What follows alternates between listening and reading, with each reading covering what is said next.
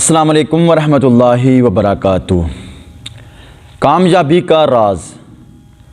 بچوں کو بالغ ہو کر احساس ہوتا ہے کہ اصل کامیابی کھلونے جمع کرنا نہیں بلکہ تعلیمی میدان میں آگے بڑھنا اصل کامیابی ہے۔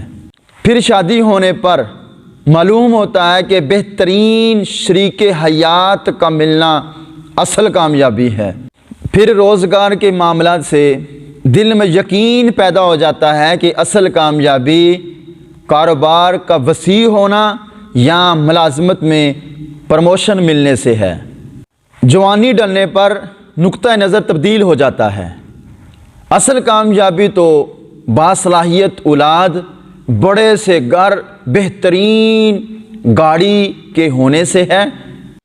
پھر بڑھاپے میں انسان کے نزدیک اصل کامیابی کا پیمانہ بیماریوں سے بچ کر جسمانی اور دماغی تندرستی کا برقرار رہنا قرار پاتا ہے۔ بالآخر جب موت کا فرشتہ انسان کو لینے کے لیے آ جاتا ہے تو اصل بات کھل کر سامنے آ جاتی ہے کہ کامیابی کے تمام تر دنیاوی تصور در حقیقت بہت بڑا دھوکہ تھے۔ اصل کامیابی اللہ اور اللہ کے پیارے حبیب علیہ السلام کے احکامات میں تھی، جس کے لیے کبھی وقت نہیں مل سکا تھا۔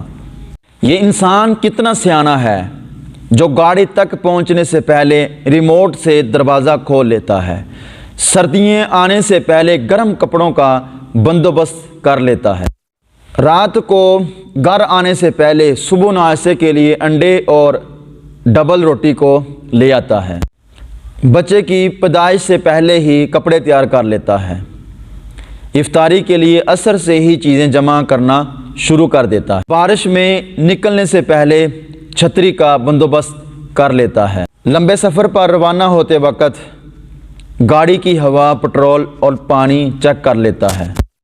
انسان کتنا سیانہ ہے کہ اندھیرے میں نکلنے سے پہلے ٹارچ تھام لیتا ہے۔ انسان بڑا سیانہ ہے، ہر کام کرنے سے پہلے وہ چیزوں کا بندوبست کر لیتا ہے، لیکن قبر میں اترنے سے پہلے اس کا کوئی بندوبست نہیں، لیکن زبان پر یہی جملہ جاری ہوتا ہے کہ جب قبر میں جائیں گے تو دیکھی جائے گی۔